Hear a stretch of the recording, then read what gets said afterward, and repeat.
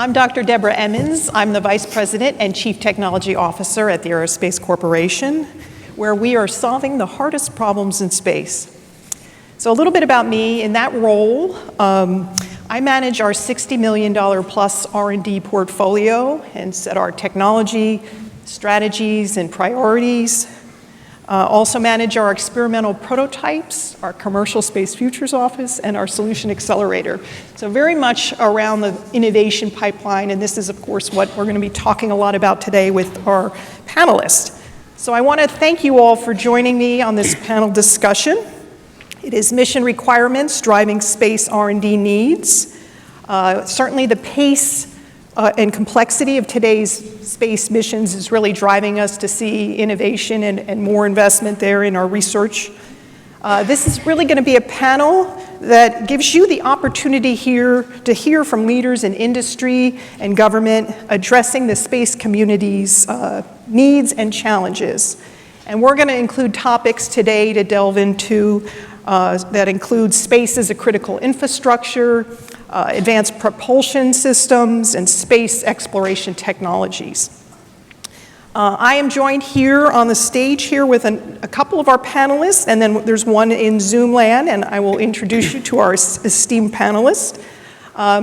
We no longer have one of our panelists from Johns Hopkins, but we certainly have a representation here from industry and government, and then of course myself representing FFRDC.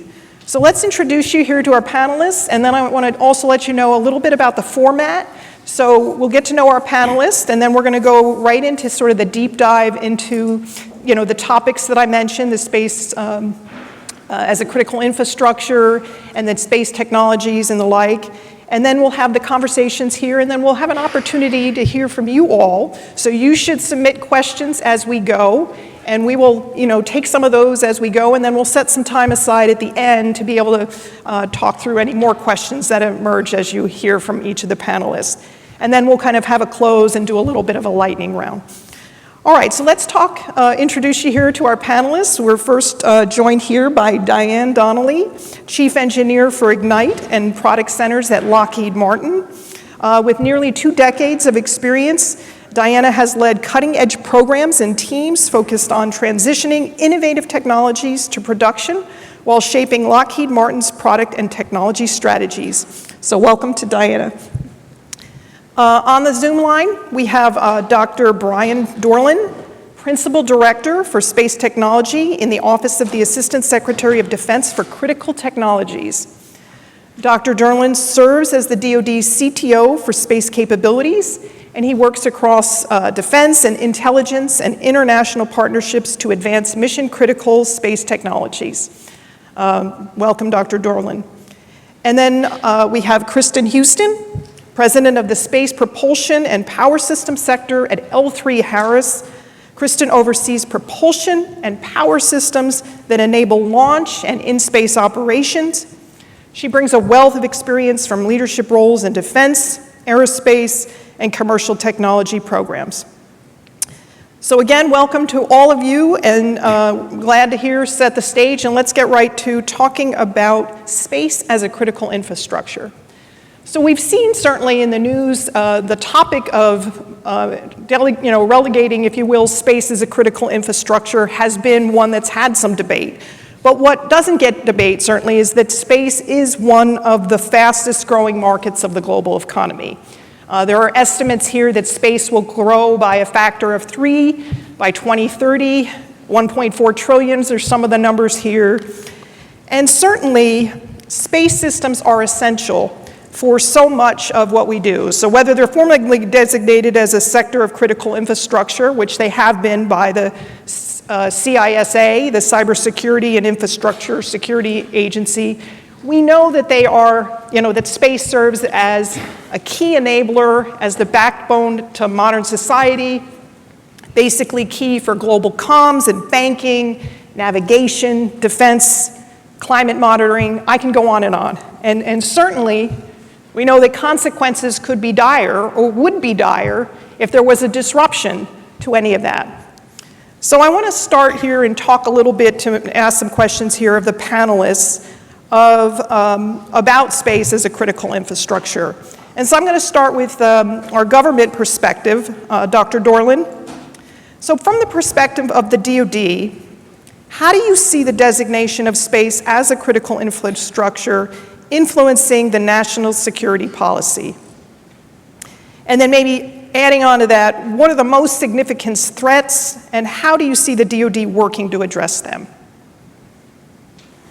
All right, well, good afternoon. Can you hear me, Debra? Mm-hmm. Yes. Okay. Good afternoon from Washington, D.C., where the snow is in the air and the planes are not. Unfortunate that I couldn't get down there, but it's great to be able to participate via Zoom. So I think just to emphasize some of the things you've said, I think what the government sees now, specifically Department of Defense, is we understand how important space is to our entire nation. It's not just about the Department of Defense. Space is increasingly true infrastructure to pretty much everything we do, and in a lot of ways, we lose sight of the fact because we just, for example, with GPS, which of course began as a defense program, GPS has become infused into the entire nation in terms of financial issues, commercial activities, even driving your car from one place to another. So we understand that space has become critical to the nation and the world for more than just defense purposes. And we look forward, looking to the future. The anticipation is it'll become even increasingly more fundamental to how we operate.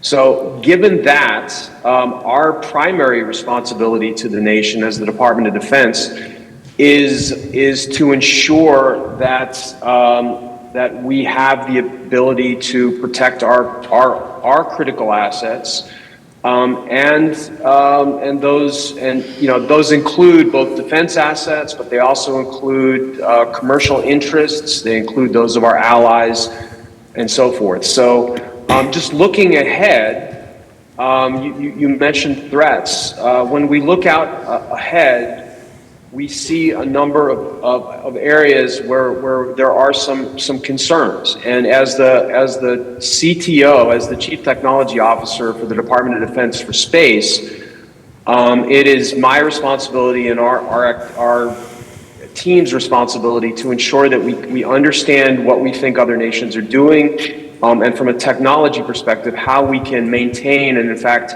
enhance the technological advantage that we have. So some of the threats that concern us now moving forward are we see among some nations, we see an increasing deployment, not just experimentation, but deployment of systems that potentially threaten our defense systems in space, intelligence systems, commercial systems, and those of our allies as well. Some of the key things that we're seeing now involve direct descent ASAT weapons. They involve directed energy weapons. They involve co-orbital weapons, which are to say systems that are in orbit that we believe are designed to potentially attack our systems in the future. And perhaps the one that is that people may have heard about most recently involves the potential deployment of a nuclear system in orbit, a nuclear weapon system in orbit by Russia. So all of those present critical challenges to the Department of Defense and the nation as a whole, as well as to our allies, to ensure that we develop systems that are resilient, that can deter action, but if action can't be deterred, that we are in a position to prevail in case our systems are in fact threatened and attacked. So let me stop there and just turn it back over to you to see if there are any questions.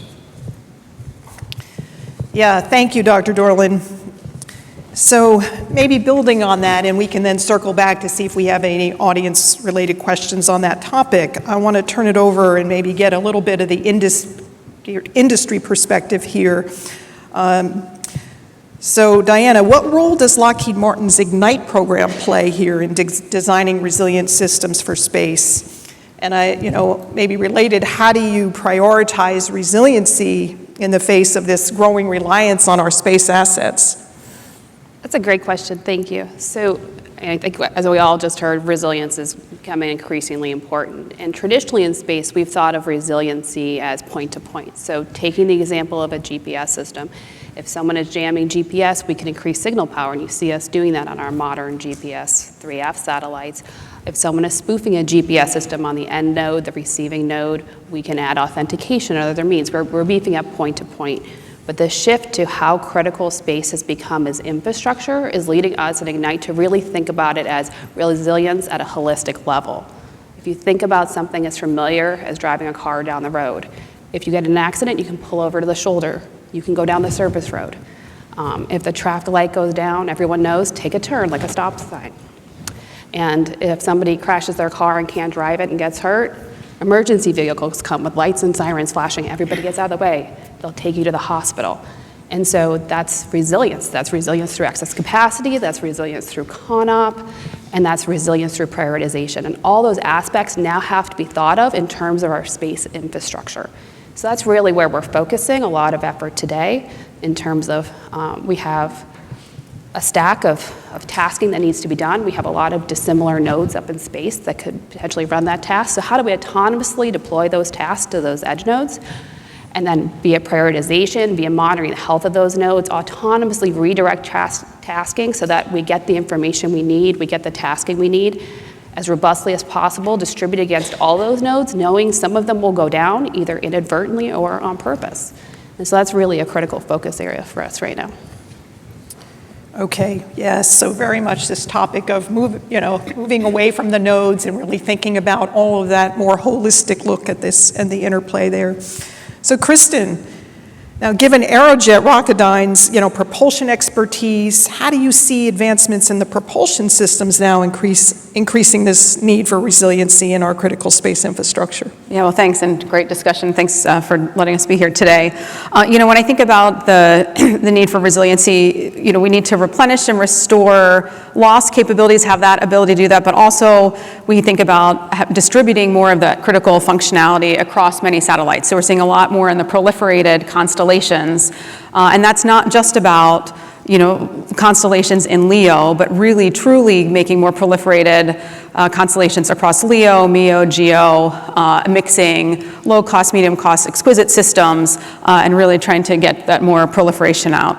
When we see that, we're seeing a lot more need for shorter duration thrusters, a lot of times more inexpensive thrusters, being able to produce more in larger quantities at mass, high delta V in small mass quantities, being able to move very quickly. Because we talk a lot about when we see resiliency, it's resiliency through maneuverability.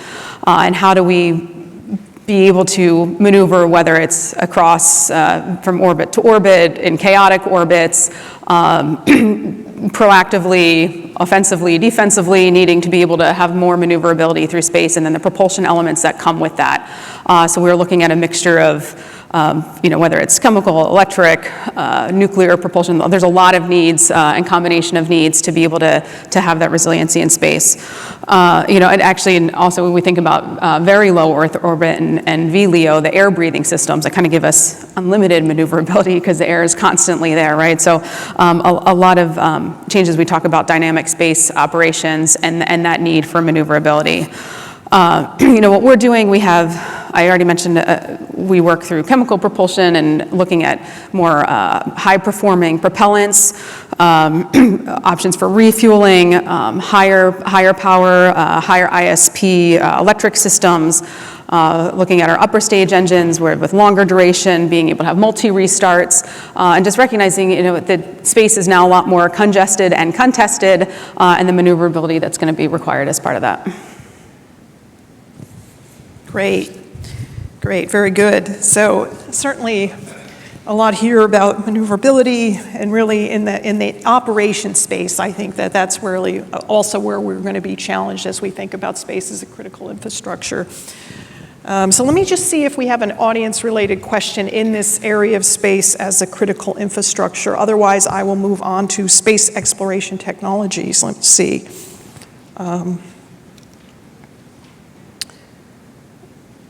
We have a few questions, but I don't see any in particular related to the space as a critical infrastructure. So we will circle back to some of these when we do more of the general questions.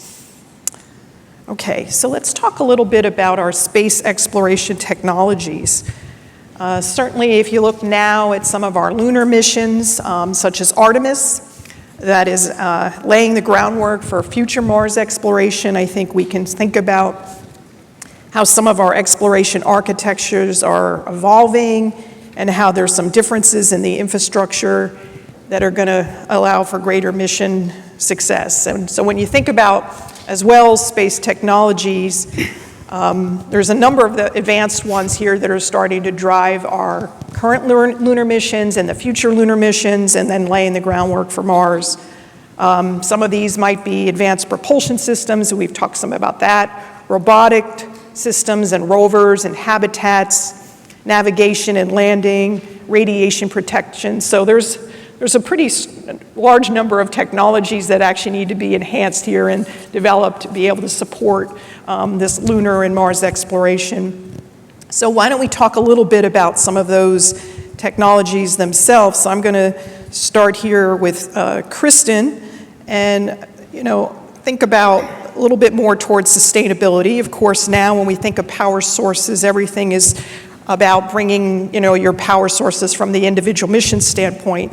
So with NASA's Artemis campaign now aiming for sustainable lunar presence, what are some of the key power challenges now for surface operations? Yeah, well, first I just want to say how exciting it is to be part of the Artemis team and the Artemis generation and the exploration we're going to do with that, and getting humans back on the moon's surface after quite so many decades. And it's just thrilled to be part of that, of the Artemis generation. So we're getting ready as an update, if you're not tracking it as closely, we are preparing to launch the second Artemis, second space launch system rocket in 2026, and then land humans and astronauts back on the moon in 2027. So really excited about what that is to come. It's proven, it's flown once already, so it's the most powerful rocket in the world right now, and the only rocket that can take us into that cislunar orbit. So really excited for that future. But back to the power part of that, give my little plug. We are looking at sustained lunar operations, right, and having a sustained presence on the moon, and that's going to teach us a lot. So eventually, NASA talks about a moon to Mars, right? Eventually getting to Mars, but we need to learn on the moon first. And the moon's a pretty harsh environment. Temperatures can range from 260 degrees Fahrenheit on the warm side down to 280 degrees negative Fahrenheit on the cold day. So really extreme temperatures. That's going to have issues for humans and for machines and robots and other technology there. You'll hear a lot about survive the night. A lunar night is 14 Earth days, so that's 14 days of no solar. So that's where power is going to come into play, and where we really need to start focusing, and where we are focusing on more of the nuclear power generation and nuclear power sources to be able to get a lot of power for sustained periods in small packages as well. So, and power is needed for everything, right? It's needing to keep the astronauts warm or cool for any of their energy sources, for mobility on rovers. Everything's going to need power. And what NASA recently has baselined as part of the Moon to Mars architecture, fission surface power, for what they want to use on Mars. So that's going to make it really help us with what we're working on, FSP for the Moon. And there's a number of projects underway right now, and contracts underway. We're partnered with Westinghouse as part of that. But really leveraging technology that's already been out there, nuclear power technology, like our multi-mode RTGs and our next-gen RTGs that are powering things on Mars and on the outer planetary systems, and using that expertise to look more on the nuclear side to be mass competitive with that. No, thank you. And maybe I'll look at this. You certainly mentioned nuclear power as being sort of the big place where you're really looking. There is a question that has come up kind of mentioning on the three, types of propulsion, the chemical, nuclear, and electric, and where we think that might be heading. And certainly, I think, or what propulsion would be most prevalent, and you certainly spoke to nuclear. I don't know if you want to take on the second part of that at all. Well, again, it's all of it. We need some of the chemical propulsion on thrusters to get us out into deeper space. The electric propulsion, we're working today, the advanced electric propulsion system, which is a high-powered 12.5 kilowatt system for the lunar gateway, which will be the kind of a space station circling the moon, orbiting the moon.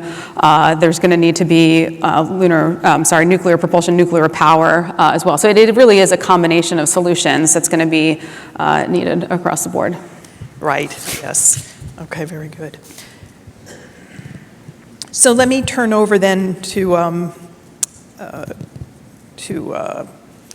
Diana here, and ask about with the Ignite focused on rapid innovation, how does Lockheed Martin address the challenges of creating an exploration architecture that balances both scalability and adaptability for some of the longer term goals that are needed for Mars? Yeah, and I have to say, I've only been here since this morning, but the energy around going to the moon and going to Mars is absolutely incredible. I think it's the one thing we're all really excited to go tackle next. And it's actually one of the most fun things we get to do is imagine a day in the life. And so that's really where we always start is days in the life on the moon or days in the life on Mars. We're going to wake up and we're going to eat breakfast and we're going to go out and do some experimentation. Maybe we'll go mining, all the way down to what are we going to talk about at dinner? There's no weather. So what do you talk about if you can't talk about the weather? And we really imagine our lives in these scenarios. And once you get through that, you start to be able to distill the core things you've got to do, the core technologies. And from there, we really start to then get into implementation. NASA's got a fantastic architecture and a series of technology gaps, and where we're really living now is imagining implementations. So how can we make all these things really happen?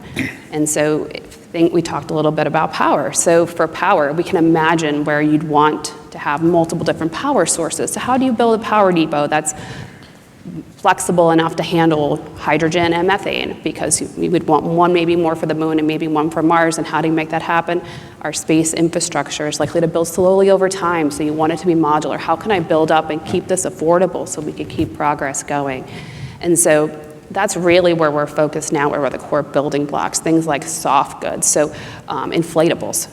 We've done some pressure lock testing there where we can have very low volume, low mass structure that we can then use in orbit or on the surface of the moon or Mars for a variety of applications. And so it's just imagining the building blocks and then starting to prove them out on the ground. And I'm really excited by some of the progress that's already been made to date and excited to see where we're going. Great. Yeah, very exciting stuff to see where we're going, a lot of developments here in this propulsion area. So I'm going to turn it over, maybe get the government perspective here, Dr. Dorland. So maybe you can talk a little bit about what do you see the DoD-sponsored research play for enabling deep space exploration, and perhaps maybe talk a little bit about any synergies between some of the defense needs and then NASA's exploration goals. Sure. Just want to, of course, point out that the DoD has been involved since the start in many respects with going to the moon, as a support activity to NASA. For example, I'm sure everybody's familiar with the fact that the original Mercury astronauts were military officers. Neil Armstrong was a civilian military test pilot and so forth. But beyond that, we've done a lot of technology development very early on. A good example is the Centaur upper stage was developed by DoD and DARPA, and eventually became something that NASA has utilized. I'll mention too that you talked about working together within across departments within the government, and I'd just like to salute the leadership of the Office of Science and Technology Policy at the White House, who over the last few years they led a study, an interagency study, to put together the National Cislunar S&T Strategy, Science and Technology Strategy, which is available online. I'd recommend reading that for anybody interested in the science and technology that we think we're going to need, going to the moon and beyond. And also, they've been working on an implementation plan with us, and a lot of that, as part of that, we've within the government, we've worked together to try to figure out, who has leadership in these particular lines of effort and who plays a support role. So. Obviously, for going to the moon and going beyond, the DoD's role is primarily in support. I'll give you a perfect example of one of these synergies. It's trying to work through how we, as a government, working with our Artemis allies, will implement PNT at the moon and the cislunar volume. So that's a big challenge. The very first challenge is that we had to deal with is that clocks on the Earth don't tick at the same rate as clocks on the moon, and clocks on the moon don't tick at the same rate as clocks in the Earth-Moon Lagrange points, right? So those are some of the issues that we've been working through right now. DoD led the development of and operates GPS, which is the primary source of PNT, including timing. But also navigation and position information around the Earth. But we're looking at the moon. We're looking really about how DoD would work with an organization like NASA, who would lead the development as part of the overall activities out there, to lead the development to be able to deploy PNT systems at the moon to support operations on the lunar surface and also in the vicinity of the moon. So I think that's a perfect example of some of the partnerships and some of the teamwork that we've been doing, because DoD really has the expertise in things like timescales, and now we're trying to work with NASA to transfer that information and transfer that expertise to NASA. The last thing I'll mention, and you asked about some of DoD's particular expertise for the moon. Give you another example. Department of Commerce is going to have the space traffic management lead for cislunar. Obviously, somebody has to keep track of all the things that, looking forward in the future, all the things, all the various probes and satellites and missions to the surface and so forth, to ensure safety of navigation out there. That's going to be Department of Commerce's primary role. But obviously, DoD has plenty of expertise with sensors and so forth, so we'll be supporting Department of Commerce in that.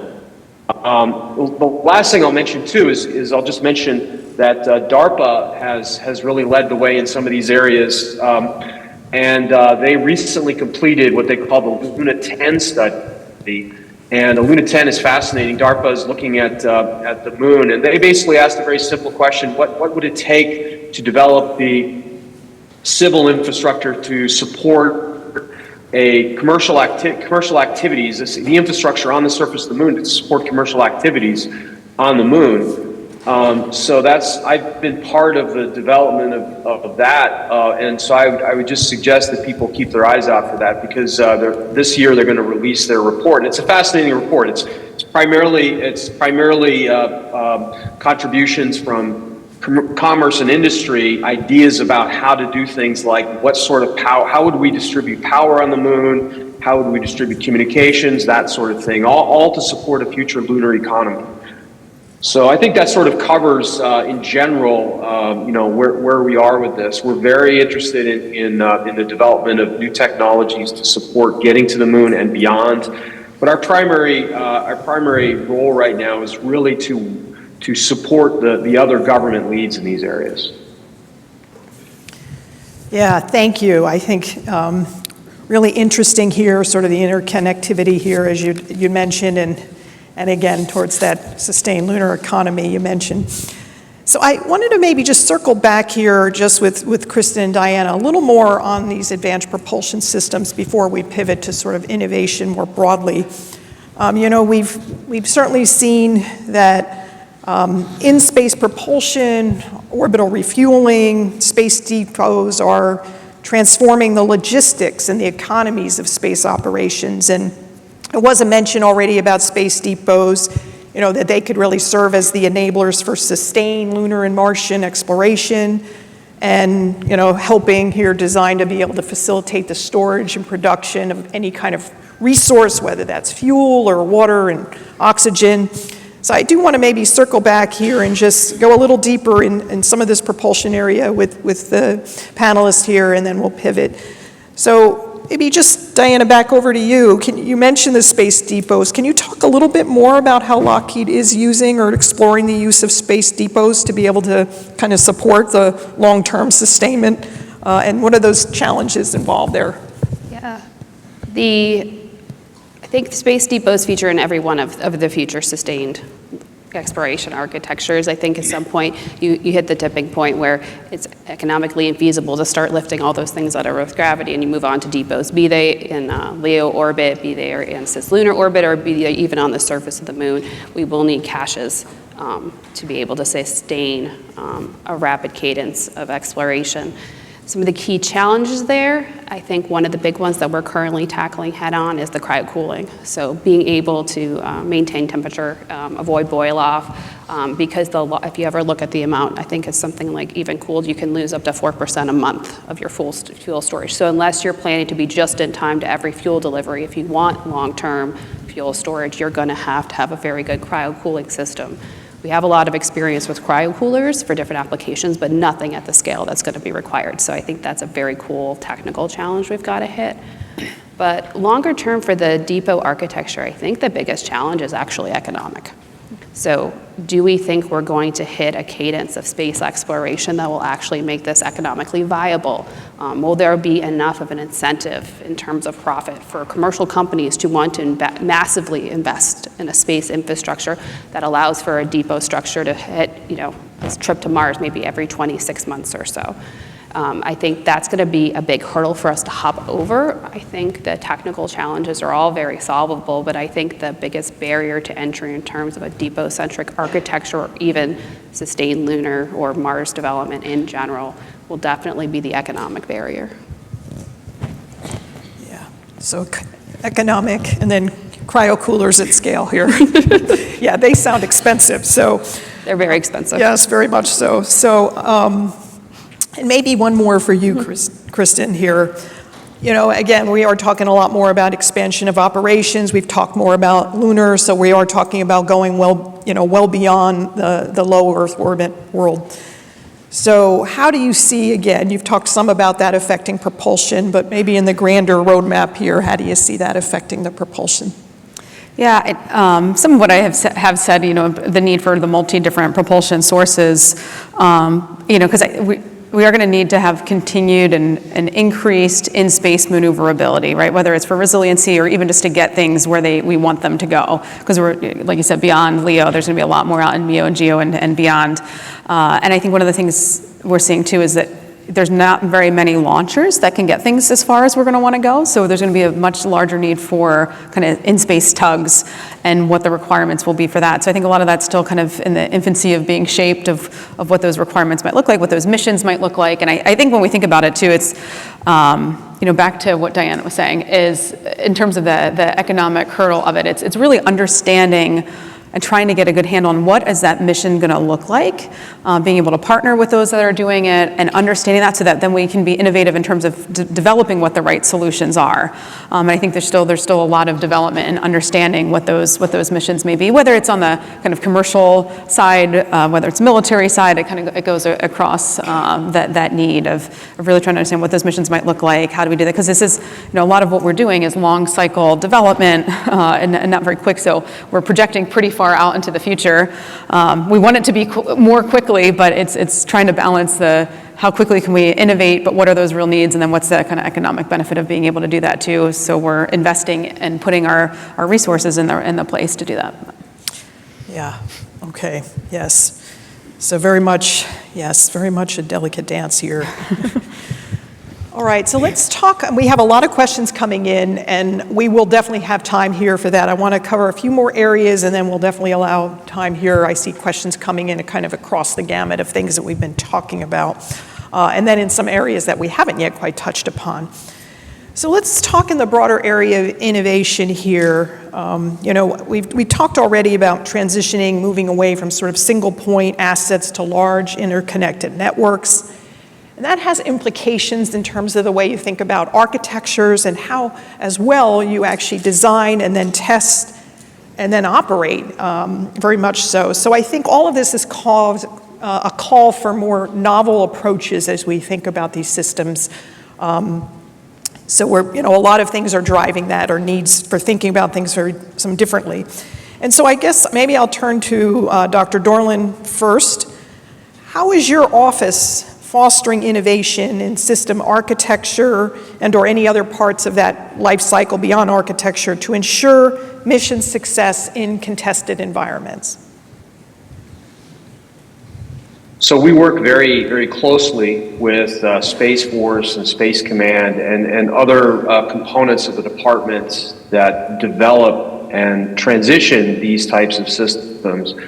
So we're at the early stages, the 6.2 stages, and part of our job is to move stuff from 6.2 through the various valleys of death, all the way to operations and deployment. So part of what we do is we work very closely with those other components and within the department to ensure that these systems are going to meet what we believe to be our future needs. So these systems operate together, they're resilient, and they're going to be effective. I will say that one of the things that we're looking at very closely right now, just looking out in the future, we don't worry so much about what's going to happen tomorrow or next year. That's more Spacecom and Space Force's roles. So we get to maybe look a little further out and ask the question, what are we going to need in 5 or 10 years? And we talk a lot about resilient systems. I'm not sure if you're familiar with the work of Taleb and the Black Swan, the author of the Black Swan. He talks about something called anti-fragility. And anti-fragility, if you think about resilient systems as systems that sort of can take a punch and can continue to operate. Maybe they're degraded, but they continue to operate. That's sort of where our big push is now. But beyond that, there's this concept of anti-fragile systems, and that's systems that actually get stronger when they're exposed to stressors, right? And a perfect example of this is our biological systems, like bacteria. If you expose it to an antibiotic, you might kill 90% of the bacteria, but that 10% that is left is then resistant to that antibiotic, right? So one of the things that we're looking at is, what is it going to take, as we become more resilient, what is it going to take to go to that next level? What is it going to take to start building anti-fragile systems that will actually improve upon being exposed to stressors? And one of the things I think we're thinking very, very carefully about is, the question is, does that require the development of AI systems?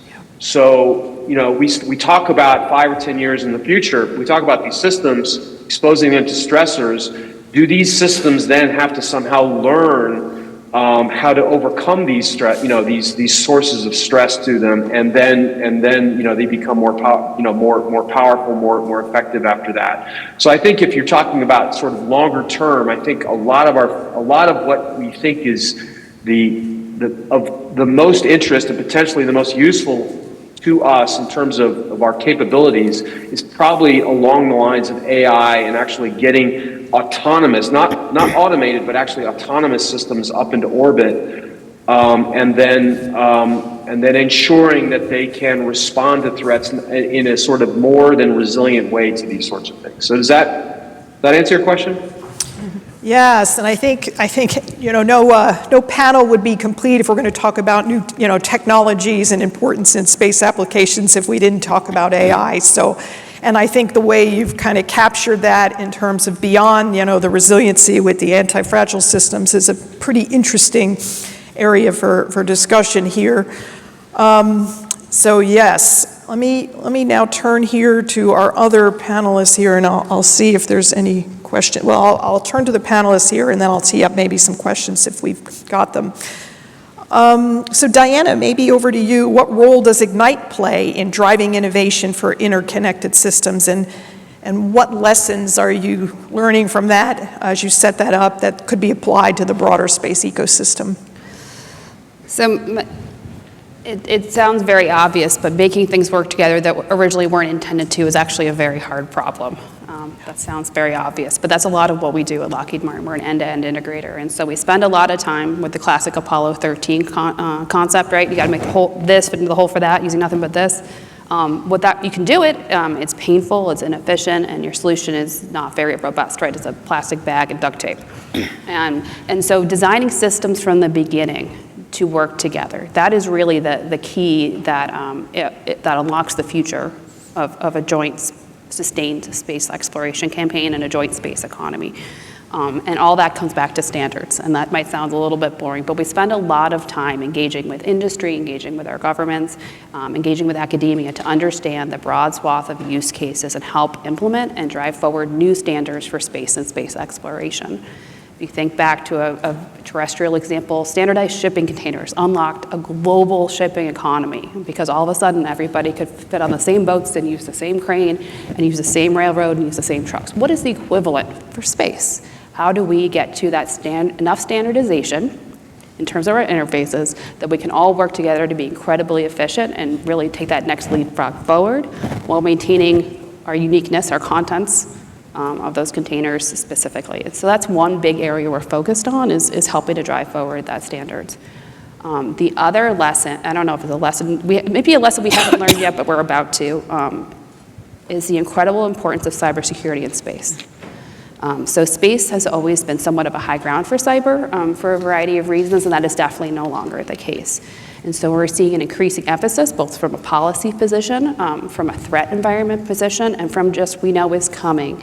And we need to build cyber resilience into our systems from the ground up, because the more connected you are, the larger your attack surface is, and you can worry about things like folks walking up from a less protected, less vital system all the way up to a more protected, more vital system. And what are the consequences? We talked about space as critical infrastructure. Can you imagine a cyber attack that took out all of Starlink, that took out all of, AHF? And so it's a really scary proposition, and an area we all really need to be focusing on is how do we start mandating that and building that in from the ground up, because the more interconnected you are, the more you are dependent on everyone else. Thank you. So Kristin, what does L3 Harris see as the hurdles to innovation? We've certainly talked about some of them, and I'll just go back to really trying to understand some of the requirements and partnering with our, the end customers, whether again on the commercial side or on the military and defense side of the business, to understand what those mission requirements are going to look like to allow us then to come up with the solutions, and not maybe not have avoiding their urgency or the tendency to want to overprescribe a technical requirement. Certainly there are technical requirements that need to have it, really thinking more about mission requirements and allowing us and the larger us to come up with the innovative solutions. The other thing I'll hit on, I mentioned before, but it's actually policy sometimes can be one of the bigger hurdles, not just the technology piece. From a whether it's NASA or any of the government side of the business, NASA or military, the government funding is not as consistent as we would always like it to be. And as I mentioned, there's a lot of long cycle development, so having some trying to get more consistency in funding and understanding where that future goes without the disruption, so that we can plan, we can develop, we can deploy solutions, and understanding what the priorities are, though. So it's a lot of times we can do the rocket science, but we need the funding streams to come through. I will just give a shout out to NASA's STMD, the Space Technology Mission Directorate. So they rolled out earlier this year and over the summer, actually getting input from all of industry and all stakeholders about kind of what are the top technology shortfalls and technology gaps. And that was really valuable, because we all got to have a say in it. They were able to kind of rack and stack, and now we have a clear understanding of what the priorities are in terms of needs, where there's gaps. We understand that that's where they're going to kind of prioritize funding to address those top level shortfalls. Survive the night is right up at the top. I mentioned that earlier. How do we survive a lunar night? And and not having access to solar power. So, I think that's a great example of something NASA did recently to try to help get the inputs and really get us all kind of aligned on where the priorities are going to stay. So even if maybe funding may be inconsistent from time to time, at least we know kind of there's clear priorities and we can stay focused on where our efforts are. Great. All right, so good. So I think we will maybe pivot to one other area we want to kind of go a deep dive into, and then we'll pick up some time for a number of the audience questions that have come in. So I want to cover a little bit in the area of autonomy and robotics. Certainly we've seen advances in autonomy and robotics, and those are really shifting, I think, the way we think about space operations and surface exploration, and then even the efficiencies of multi-agent systems. So much there, I think, happening in the autonomy and robotics front. So maybe, again, starting here with Kristin, how do you see the role of autonomy playing and supporting the next generation of propulsion and power systems? Yeah, I think autonomy and AI is going to continue to have a large role in growing. There's so many assets. We talked about space being very congested now. There's so many assets that we can't keep humans in the loop on all of it. And we're going to need systems in space, satellites and whatnot, to have more onboard processing, more autonomy, so that spacecraft and space vehicles can self-determine if they need to reorient it or maneuver, avoiding collisions, avoiding hostile actions, and being able to do more of that onboard processing, because humans aren't going to be able to stay in the loop, not going to be able to do it at the speed we need it to be done. We need to think about the risk of, we were talking about cyber risk, adversaries taking out our ground data links. If there's not an ability for us on the ground to be able to communicate up with satellites, another reason there needs to be more onboard processing and autonomy decisions there. And then with that congestion, satellites being able to have intercommunications and being able to talk with each other, say, hey, I'm moving this way. Okay, that means I'll go this way, kind of turn signals almost for space, and in some kind of way to have some of that, be able to have that cross-system communication. I think the standards is a good part of that. How is that going to work if we're each making different satellites? Can we use some kind of common standard of how that communication may be? But I think we're going to see that because we're just going to need AI. The decisions are going to have to be made faster, fractions of the time that a human could do it, and there's just not going to be the capacity for humans to stay in that loop. So I think it's going to continue to be outsized importance as we go forward. Yeah, absolutely. How about you, Diana? How do you see Ignite prioritizing the integration of robotics and autonomy there for, space ops and for your tech development? Kind of as Kristin said, I think it's absolutely critical today, and I think the importance will only increase, both in terms of the complexity of what's being asked to be done. We sometimes the human brain just can't keep up with the level of complexity. And then as you move into more of an exploration phase, a human is an expensive resource. It takes an incredible amount to keep a human alive in space or in the moon or in Mars. And so there'll always be a human being will always be a very limited resource to a mission in terms of what we can allow them to do, right? They're relative, we need them, but they're expensive to have in terms of the resources it takes. In some cases, they're limited in terms of decision-making or strength or ability to survive in the environment. And they're very vulnerable, right? If space chutes puncture or, airlock leaks, they're gone. And so we're really going to have to prioritize what we have humans do versus what we have the machines do. And the more we can have the machines do, the less resources we'll have to spend on a large crew, and that's going to be really important. And so if you look forward, I see, assistant rovers next to the human lander going off to do the dangerous operations in the dark areas of the moon we don't want to send a human to because we don't think they're not going to survive the night, or that's very risky. Or maybe it extends our reach. So if we have a base camp on Mars, maybe we send an autonomous probe out to one of the moons. We've already seen a lot of exploration with autonomy and robotics. We recently did the sample return from the asteroid where they flew out, scooped dust up, and brought it back. We are years away from having a human be able to do that, and that was really cool.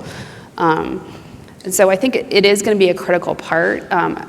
as Dr. Dorland said, I'm interested to see where we had the move from autonomy to AI. So Lockheed recently stood up a subsidiary called Astros AI, and they're really focused on trusted AI.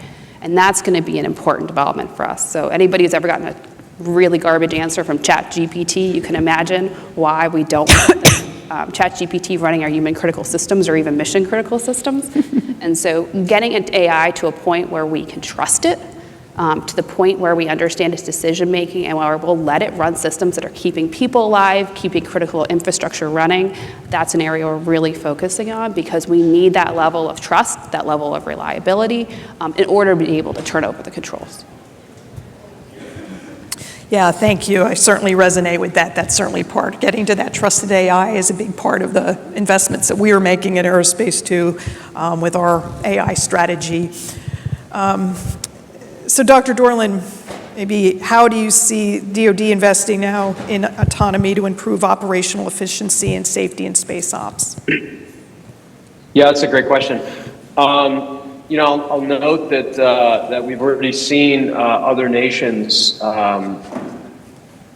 doing things in orbit involving robotic arms and so forth, like with the Chinese, for example, with their SJ-21, demonstrating the ability to utilize it at GEO. And I'll just mention that we, I think we all view that as a critical capability in the future that we want to develop. And one of the activities that's going on right now in DoD is the DARPA RSGS program. So DARPA is actually working. They recently took delivery from NRF, from the Naval Research Lab, of this system, and the goal is to put this system into geo orbit and to demonstrate our ability to do these sorts of operations. So looking forward to the continued development of that mission. Obviously, if we talk about the sheer volume of systems that are going to be up, we talk also, as mentioned earlier, about how valuable humans are. Not just sort of intrinsically, but also there's just a huge cost associated with putting a person into orbit and moving them around in orbit.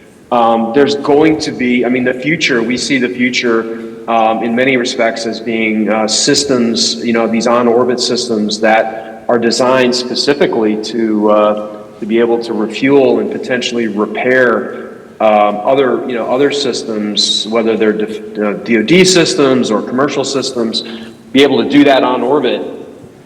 We see that as critical, and it seems unreasonable to have to put people there, to have these as manned missions. So this is another aspect of AI that we see develop, autonomy, I should say. In this case, we're talking, I think, primarily about autonomy. That we see a critical role for autonomy in the future. I'll mention too that, real quick, I'll mention that we're looking forward to seeing a potential demonstration of this sort of orbital refueling capability in the not too distant future with Starship. So that seems very, very promising. If they can demonstrate the ability to get a Starship in orbit and then refuel it in orbit, I think that'll be an amazing first step towards what we're talking about now. I'll mention too that as we talk about going beyond GEO, we start to, and the ability of humans to control these actions, we start to, in some respects, run into some fundamental limitations associated with physics, right? So the moon the round trip light travel time to the moon is 2.6 seconds. We're talking about Mars, it can be up to 45 minutes. So we can't have people doing things on Earth or in Earth orbit effectively, if at the moon or certainly at Mars. So we have to be able to develop these capabilities to these sorts of repair and refueling and all of these capabilities are really going to have to be autonomously developed and deployed in situ. These capabilities are going to have to be in situ capabilities. So I think that's sort of the way we see this. So we're tracking that other nations are doing this. We're doing this. DoD is doing this in the form of DARPA leading this activity. And we're looking forward to seeing the development of this capability just going forward from here. Great, thank you. So, so we've talked certainly a lot about here space as a critical infrastructure, a lot about some of these enabling technologies, some of the themes in innovation, autonomy, robotics, AI. So we have some questions here that have been teed up, and so we will allow for a few of those. And I think one that's interesting, maybe a little bit adjacent, but certainly important given we've talked about so many areas where we need to keep developing. And there was a question that says, what are the best ways to prioritize some of these R&D investments to fit within limited resources? So I think that might be an interesting one to take and get the government and industry perspectives, and certainly I can offer FFRDC perspective there too. So why don't we take that one, and then we'll take a few more as we go here. So in either of you want to kind of offer up a little bit about, given we've talked about so many very challenging technologies, what are some of the ways that we think about prioritizing them? Anything that you guys do in your portfolio? So this is this topic of endless debate. Yes, it certainly is. And I think we've settled on a few. So first of all, there's what I call the table stakes. There's some foundational areas, things we know we're going to need. We're going to need power. We're going to need propulsion. We're going to need avionics. Like there's certain things we're going to human support systems. Like there's some things you got to bring to the table, and then there are the things that we think are leapfrog technologies. And then we have to carefully pick the mission areas, because we don't just address space at Lockheed. We address a full gamut of applications across military, civilian, NASA. And so really, what are the core game-changing technologies that we think only we can do? And then where can we partner or have someone bring someone else along with some great expertise that can do something as well? But I think in an era of limited resources, you do have to pick and choose, and sometimes that's based on an economic incentive. And sometimes it's just investing early in what we consider the leapfrog. So what are the next leapfrogs? I don't think AI is a leapfrog anymore. I think it's here. So what's the next big thing where we need to start investing now so we won't have to invest a lot later? And so there's not really a great formula. We actually have formulas. We have different one, I think, every year. But I think that we do what does everybody need? We'll do those, and then whatever's left over, we'll do our best to pick, we'll place our bets on what we think is going to be the next game changers. Yeah, and I'd say we're very similar approaches. There's way more things we'd like to be able to fund and invest in than we have the funds to be able to do so. And so in addition to what Diana said, it's also, again, back to what's the needs that we see our customers, end users, those ultimate missions. What are they? Where do we think we play a unique role into that? What feedback are we getting from them? That's where the ability to be able to partner more and really understand where things are going from a end use need is what helps help us decide on kind of what makes a cut and what doesn't in any particular year. But otherwise, it is very similar. There's things we just have to go do and to continue to evolve the technology. And then there's those groundbreaking things we're trying to invest in. Yeah, no, I think similarly, and thinking again, you think about it as a portfolio, and as you said, some things are more evolutionary. What are those things that need to be invested in that could be leapfrogging or game-changing? But I think also sort of allowing, some amount of investment for things that come in from, I'll say, the principal investigators versus some of the things that we know are more of a top-down directed, if you will. So sort of allowing for all of those kinds of things into a portfolio. Dr. Dorland, anything you want to add on that one? Sure, yeah, I think it's important to, when we talk about different sort of types of development activities, most of the development is just normal evolutionary development, and that's sort of the core of what we do. A lot of that comes from commercial industry and that we just sort of count on that being there. It's sort of the Moore's law of progress. If you just wait long enough, you'll have a better computer, right? I'd actually say that there are two types of sort of more accelerated developments that we also keep track of, and I think that these are where given limited resources, these are where we try to perhaps focus most of our attention. And the first is what I'll call step function developments. And these are areas that are evolutionary. They're not disruptive, but they represent significant increases in capabilities. And the other ones, which I mentioned earlier, are what are sometimes referred to as black swan events. So these are highly disruptive. I mean, I'll give an example of a black swan disruptive technology. You might think of Netflix, for example, on streaming, right? So, 20 years ago, everybody went to, or 25 years ago, whatever it was, everybody went to Blockbuster, and those are just, I think there's one Blockbuster left, and I think it's in Alaska. I don't know why, but the development of Netflix and the ability to stream just completely disrupted that industry.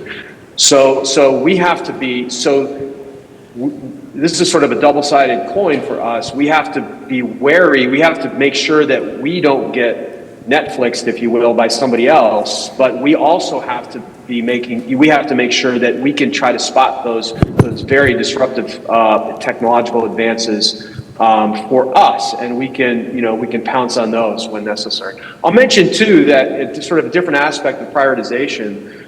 From our perspective within the department, we have to be, we have to be careful, because a lot of the stuff we've talked about here involves, sort of NASA's equities, or, some other organization, some other agency in the government. We can't spend Department of Defense resources to support what is clearly a NASA area, to develop what is clearly capabilities that NASA needs. Now, we can, insofar as they also cover things that are interesting to us, we can work with NASA. What we really have to focus on for the department's resources, we really have to ask the question, how does that help us defend the nation? How does that help us deter conflict in the future? Or if deterrence is not, doesn't work, how does that help us prevail? So those are really, when we look at prioritization of resources, those are sort of the things that we really look at. We have to focus the department's resources on the department's mission. And that, I'm sure it's the exact same way in NASA and in NOAA and other organizations. So, back to you. Okay, great. So I think we've got a lot of different questions here. Definitely won't be able to tackle them all, but let me pick one here. This one's one we've certainly all heard. Let's see. Okay, so programs I have worked on over the years appear at either extreme: over testing and endless risk mitigation and not flying for years, or never driving up costs, or smaller commercial companies that act as if the Wild West and result in minor to major failures. How can we get to a happy medium? So, anyone on the industry side want to start with that one? So this is something we've been working on for the past couple of years, actually, and I think actually the SDA programs were a good impetus for those, if you're familiar with the various tranches from the SDA, the Space Development Agency, because they really pressed at least us to think about the problem differently. And I think we have seen two extremes. We have seen the traditional, for those familiar with the nomenclature, Class A programs, and then we have seen kind of the Wild West where nothing really works. And the optimum's always somewhere in the middle, at least for some systems. And so our struggle has been, we actually do have some systems that have to work. We have to keep that mindset. If a GPS satellite doesn't work, people get very unhappy. Yeah. But we do have to have that faster gear, and it's not just, we just don't have the time anymore. And sometimes an 80% solution today is better than a 100% solution in a week. And so I think it's what I call risk intelligence, understanding the risk you're taking. And we've demonstrated to ourselves a few times that this does work. We've had a couple of different demonstrations on the Ignite program where we purposely set up to go as fast as we could and let the teams just rip on making decisions, and then use that to inform our mainline programs. And so you can look at the curve. We do a lot. You can look at statistical analysis of where defects happen to compare back your test profiles. You can do a lot of different things. I think the refrain I do hear a lot is people are nervous about it. People who are used to having to guarantee success are very nervous about that. And so some of this is almost a psychological exercise, because I need to unlock the expertise within the team, because they're the ones who know, where the curve bends and where it breaks. And so giving people the psychological safety has been at least 50% of the problem in terms of being able to go much more quickly. And so we've done everything from bringing in folks with different backgrounds to pair up to actually writing down program directives to say, you're allowed to run with scissors. So we're trying a couple different things. Yeah. Anything you want to add on that? I think well covered. I think one thing too is that we're seeing that, as the some of our very experienced workforce is choosing to retire and whatnot, and less experienced folks coming in, we're seeing a shift in just experience level. And so a lot of the comfort in terms of understanding, okay, this is going to be good, comes from, years and years of experience. You don't get that overnight. And so that's what we're also kind of balancing is, like I think you said, kind of how do we get some of that experience level over, partnered up and paired up, and knowledge transfer happening, things, because it's I think we've all been trained, especially we do a lot with human spaceflight, like there is no room for error, like it has to work and we have to be 100% confident every time. But how do we make sure we're not over designing? And it's definitely a fine line. Anything on this one, Dr. Dorland, that you liked? Yeah, no, I agree with everything everybody said, and clearly with human spaceflight, we have to be very careful, and we have to accept only the absolute minimal risk. And similar with other types of some types of national missions, that's the same sort of thing. I would say that I think that we need to figure out a way to be more risk tolerant. Because ideally what that does is that lowers the cost of any one mission, and we can get more missions for the same amount of money as long as we can develop capabilities that we need. I think we run the danger right now. We sort of, and I think everybody's alluding to this. We run the danger of locking ourselves into a very small number of missions where we've leveraged a lot of resources and so forth. And I think we all, if you've been involved in this area for any amount of time, we understand sort of how we got here, and we understand these sorts of decisions made sense at the time. But I think what we're seeing now is a lot of other countries that are trying to catch up to us are not taking the same approach. They seem to be, sort of throwing everything up against the wall and seeing what's going to stick. And so maybe if we could, and I think that's the way we were back in the 60s, certainly in the 70s. And maybe if we could recover some of that sort of mindset, that might be useful to us. I mean, we do have to maintain our national capabilities, but we also, I think we do need to perhaps be a little more aggressive and a little more risk tolerant in terms of developing new capabilities and looking at ways for efficiencies and so forth. And I really think recently, over the last 5 years, I think the commercial entities have really led the way in that area. So I think the government needs to take a look, and I think it is right now. I think the government needs to take a look at this and try to learn some lessons from some of these newer commercial entities. Yeah, very good. So maybe just one more that we have time for very quickly here. There's a question about other kinds of R&D investments or other investments or work needed to improve the resiliency of our civil, commercial, and military space missions. And we talked about a number of the ways our systems were moving from the single assets and a lot more in terms of building resiliency, in terms of ConOps and architectures and different things there. There are other areas or other places where we think that where we need R&D investments or additional investments here to get to that improved resiliency. Anything else? One thing I'd added, I think relates, but really looking at the resiliency within our supply chain. Mm-hmm. Where a lot of these systems now, some of these larger proliferated constellations, it's larger quantities, and do we have a robust enough supply chain throughout the entire industrial base that's going to continue to support that.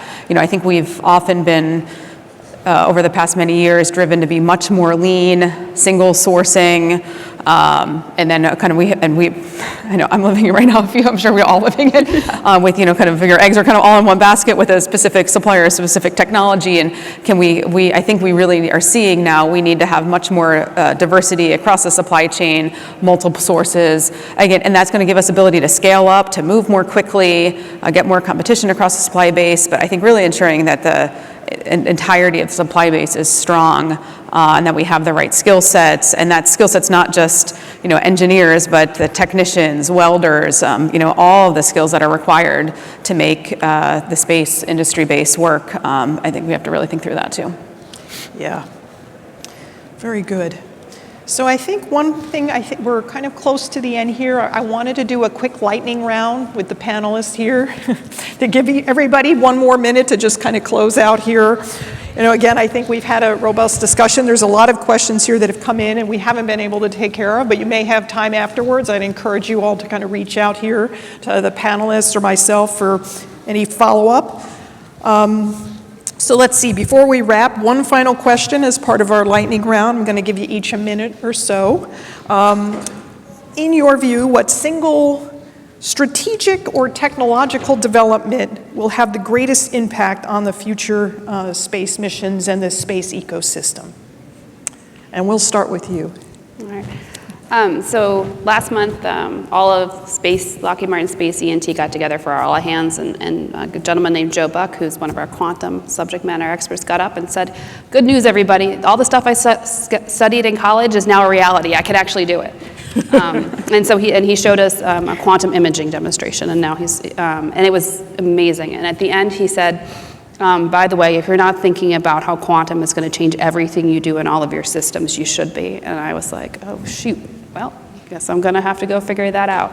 And so I think quantum is that emergent technology that's almost to the point where we can start to use it in a practical manner, and it has the potential to foundationally change some of the constraints we're working with. So I'm just really excited to see where quantum takes us in terms of the space exploration and beyond. Are you willing to share one of those applications? Communications. Yeah. There's no point in going somewhere if you can't tell somebody when you get there. Yes, very good. Yeah. I'll take it from a not as technology point of view, but I think we're going to see a different construct. We're seeing it already with a lot of the commercialization of space, and I think there's going to continue to be a lot of change in terms of just how we go about creating, producing, developing, investing, and I don't think it's going to look quite like it is today with how the commercial industry is, but I think there's going to continue to be a lot more commercialization. I think there's just the industry is ripe for a shakeup of just how we flow requirements and get technology out faster. Great. Yes. How about you, Dr. Dorland? Yeah, I mentioned this before. I think that, looking ahead 5, 10, 15 years into the future, I really think that the nation or nations that are able to develop and deploy AI systems and autonomous systems are going to have significant advantages over the ones that don't. So I think that's probably going to be, and quantum is probably going to be part of that. There's a lot that goes into that. But I'm just our world right now is moving towards these AI systems, and they're coming into play everywhere. My wife's a teacher. They're now incorporating it in teaching 12th grade English, and it's hard to say how fast. It's hard to believe how fast this is accelerating. It sort of came out of nowhere. I think people weren't expecting this a few years ago, and it's really developed a lot since it first, since ChatGPT first became available. So these sorts of things, I think, are really going to play a tremendous role in the future, and whoever has them first will have a significant advantage over the people that do not have these capabilities. Right, and then your anti-fragile systems too as well, right? Would be another one of those. Yes. Exactly.